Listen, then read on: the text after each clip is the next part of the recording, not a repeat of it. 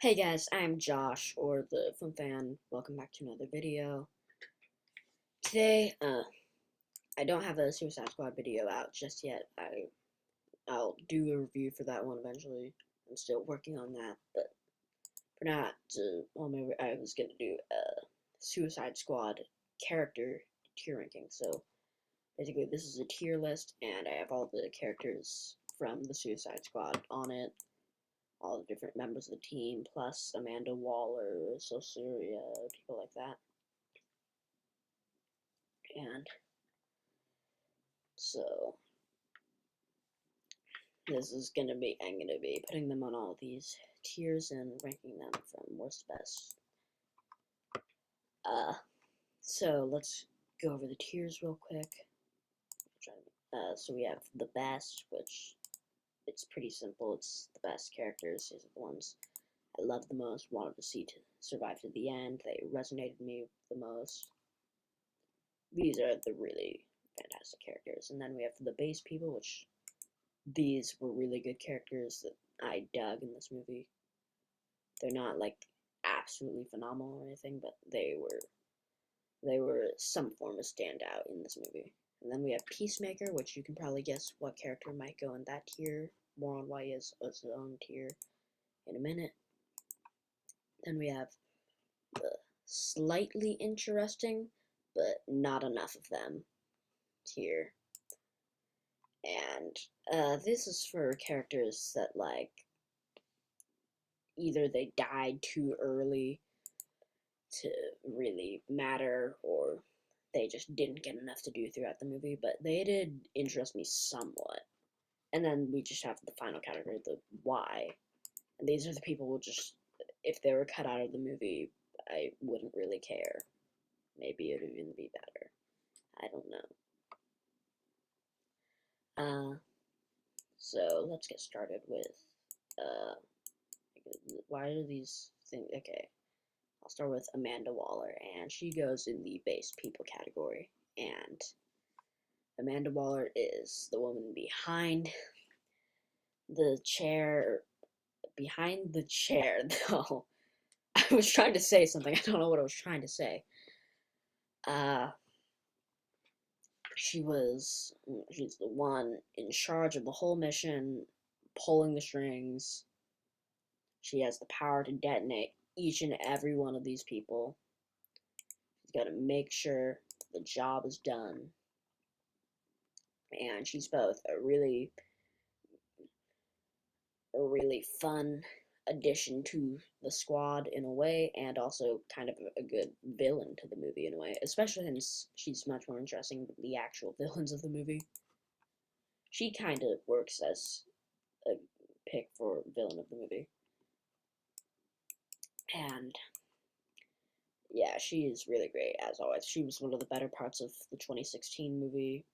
She's one of the better parts of this movie too. Next up, TDK. This is the detachable arm guy.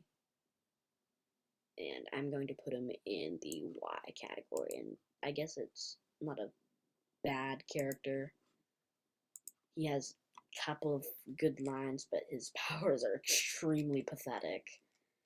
He has one, he has a couple of lines, he shows up, and then he starts touching people. What is it with DC characters touching people? Yeah, that's all he does, and then he gets killed. Bye. I don't really hate TDK, but he's just kind of there. He doesn't really matter that much. Next up, Mongao. I think that's her name. I think that's her name. And yeah, she's going in the Y category too. She does not do a single memorable thing other than die. And you know that's a problem when that's the only thing I remember is her death scene when the whole helicopter crashing thing. That's it. I think there's a brief reference to her maybe being an alien or something like that, but I don't know. She's definitely one of the weaker members of the squad, as there's just literally nothing to her. Her only thing that happens here is just she shows up. Next, why is it so hard to move? Okay, King Shark, and I'm going to put him in the base category, and he has a very simple character arc, and sometimes simple is enough. He has to decide what is food, and what are his friends, and he ends up growing to have friends, and will fight with them, and he's a nice addition to the squad. And, of course, it helps that he's voiced by Sylvester Stallone, which is one of my favorite actors. So, that boosts him a bit. But yeah, so King Shark was nice. And then, Polka Dot Man. And I'm putting so many people in this category. I'm going to put him in based. I never thought I'd care about Polka Dot Man, because it's an extremely weird character. He throws polka dots at people. He does throw polka dots. That's about it that I knew about him. He seemed like a weird character that would probably die pretty quickly, but he ended up being one of the center parts of the movie and one of the most memorable parts of it. And what James Gunn is so good at is finding the certain heart and emotion, finding what you can pull out of each and every one of these characters and using it to its fullest potential. And you take a character like Polka Dot Man, who was experimented on by his mother, who had tons of childhood trauma from all of that, who is now stuck with this weird disease that he can't get rid of and has to maintain, or else he'll die. And so he's just haunted by all of that. And so when you finally get him to accept it and go, I'm a superhero, it's a really cool moment, and it brings quite a bit of satisfaction. And of course, he meets his demise right after that, but you know, hey, at least he had it while he had it. Then we got Weasel. I'm gonna put him in the Y category. This was, if it weren't for that post-credit scene, he would have the legacy of not only being the first one to die, but he wouldn't have even made it to the beach, as we all thought he drowned before he even made it. So it's there's a couple of funny moments with some of the backstory of him and the other characters interacting with each other about him, but there's just nothing interesting about Weasel himself. And I don't know why they decided to bring him back to life in that post-credit scene. Then we got Rick Flag, and I'm going to put him in the best category. And this is a noble soldier who has the patience to work with all of these crazy weirdos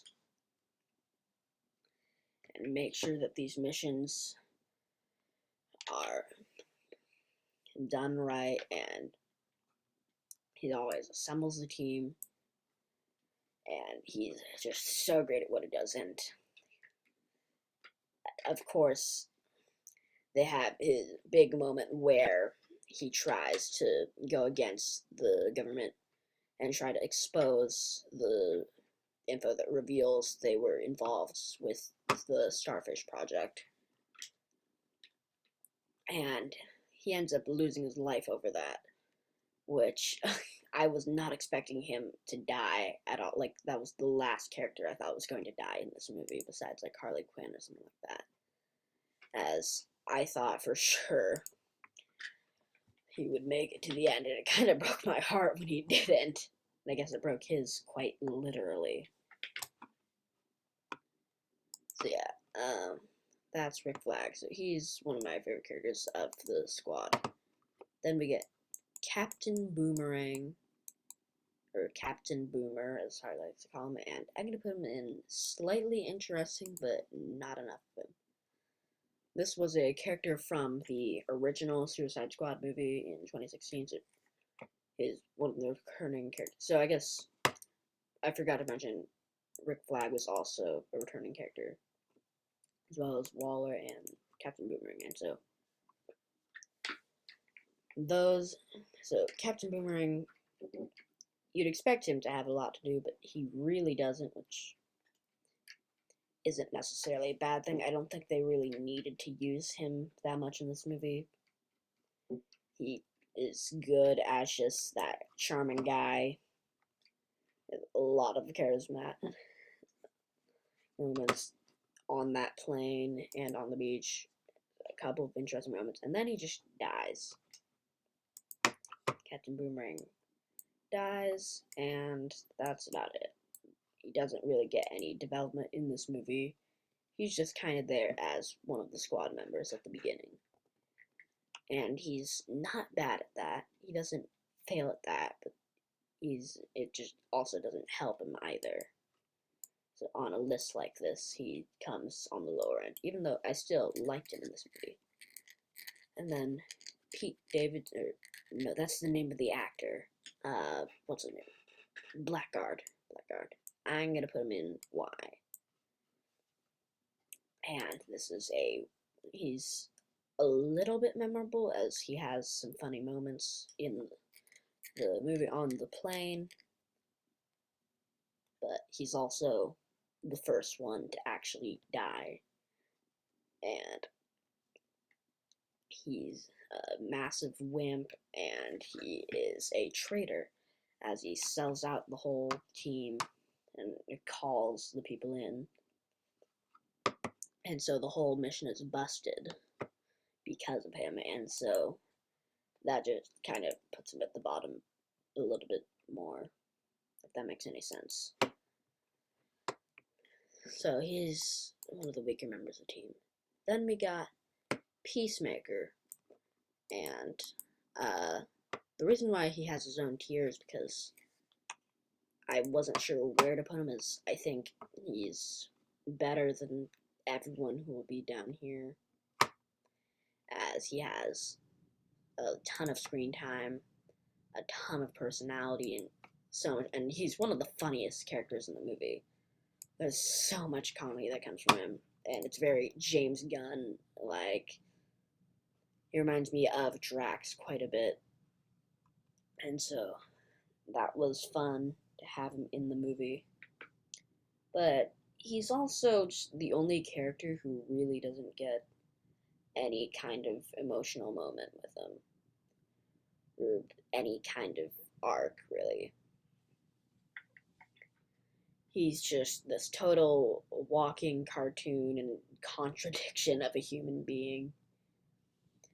And it doesn't really help that he ends up betraying the squad, and that makes him even less likable than the psychopath he already was. And so he's not a bad character. I definitely like him more than everyone below here, but I just don't really feel like he belongs up here. So I gave him his own tier. I enjoyed Peacemaker. Solsaria, I don't know. I'm gonna put her at slightly interesting, but not enough. This is a character that survives to the end, I think, right? I think she lived. I'm not even sure. But yeah, I think she lived, and she just isn't really given anything to do, so she ends up coming off as kind of useless. I enjoyed when she was on screen, and of course, there's an interesting plotline with the leader of this rebel group against the military, but it's just not enough for me to say, oh yeah, that was really good. And then I'm gonna go with Thinker. I'm gonna put him right there next to Solsaria. Thinker gets a bit more to do. What did I just do? I messed up my tabs. Okay, there we go. There we go. Fixed. Sorry about that. Thinker is entertaining. Peter Capaldi is a great actor. He's crucial to getting into the into Jotunheim. He was a big part of Starving for Breakfast. I should probably have him higher. I should probably have him on Base People. He just doesn't quite do enough for me in the time he had. But he was an interesting character. Next up, Savant. And this is you know what? I'm just gonna put everyone who was on that beach in the slightly interesting but not enough of them category. So I'll start with Savant. Savant is the person we follow for the first 10 minutes of the movie. He's the one we're introduced to as this villain in the prison, bouncing the ball around. He kills the bird in a very twisted way. And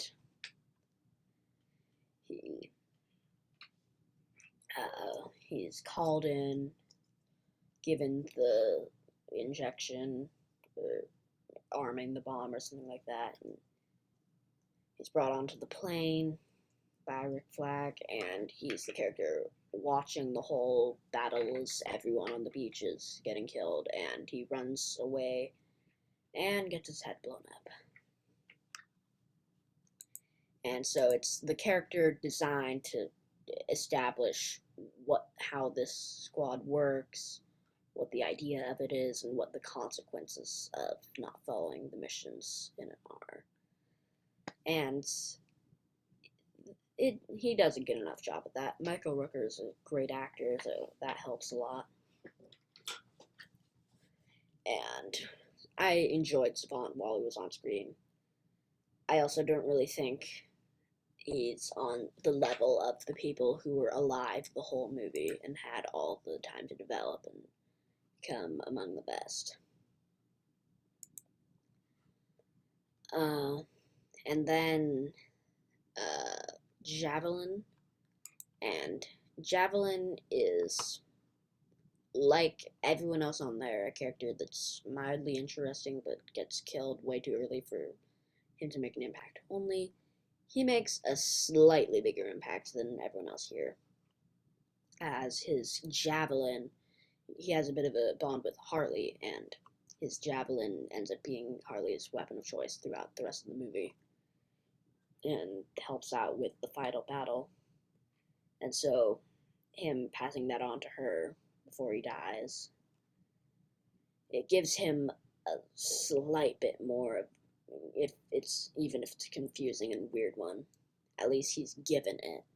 And so I'll put him at the top, and this isn't ranked, by the way, any of this, but I guess for the sake of this, I'll put him at the top, as he's the best of that group.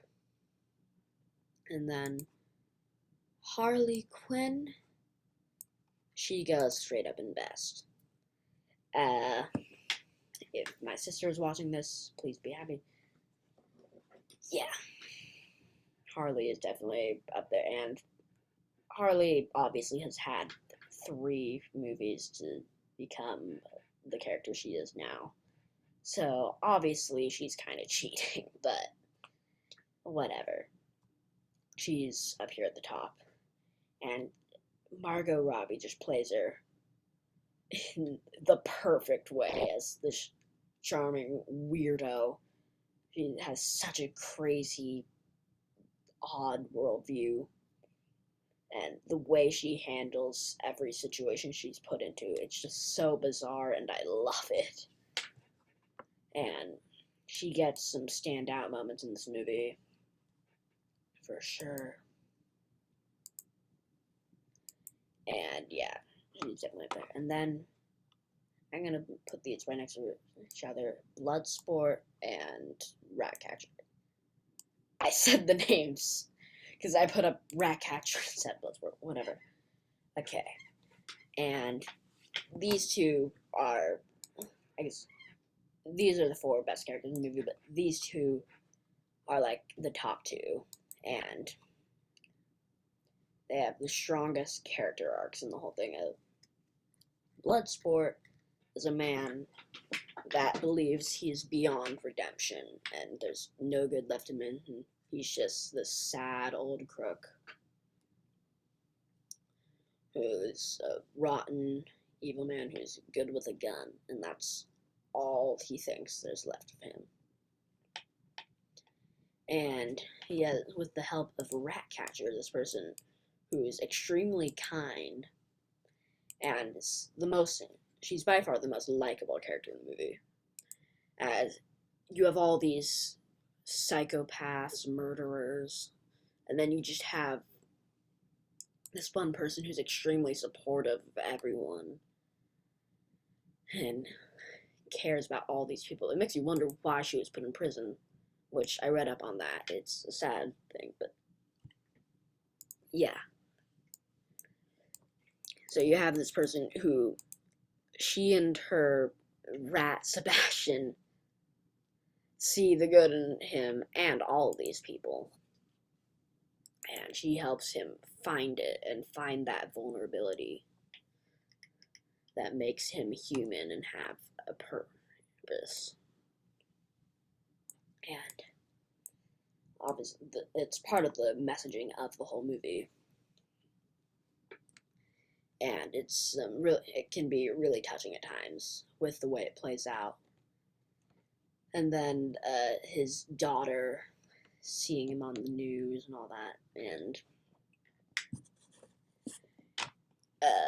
so you have a really strong character arc. It's best played through the rats of, at first, early in the movie, he's this closed off man who thinks he can't be open like that, and he has a rat phobia and will avoid all of her rats. And then by the end of the movie, he's letting the rat into his hand to sort of pet it, kind of. And because of that, everything with those two characters, they come in right at the top. I think they're the characters with the best storyline, the two of them intertwined, and they were really strong new additions. Rick Flag and Harley, they're not new characters to this movie. They were in the first Suicide Squad movie, and Harley also had Birds of Prey too. These are two new additions, and they were both fantastic and added a lot to the themes of the movie and made it a lot more entertaining to watch. So, yeah, these four, so let's recap. So we got Rick Flag, Harley, Bloodsport, and Ratcatcher. Or Ratcatcher 2. All those are the ones in the best. And then in base people, we got Amanda Waller, King Shark, and Polka Dot Man. And then in the Peacemaker tier, we've got Peacemaker, and then we got in the slightly interesting but not enough of them category, we have Javelin, Captain Boomerang, Solsoria, I don't know how you say your name, Thinker, and Savan. And then in the Y category, finally, we got TDK, Mongal, Weasel, and Blackguard. If you made it to the end of this really bad video, I applaud you. Thank you for watching. I hope you enjoyed it. Let me know, do you agree with this list or do you disagree? Do you think, what are your ranking of these? What was your favorite character in this movie? What would your tiers look like? Let me know all in the comments if YouTube allows there to be a comment section. So, yeah. Thank you guys so much for watching. I'll see you guys next time. Peace.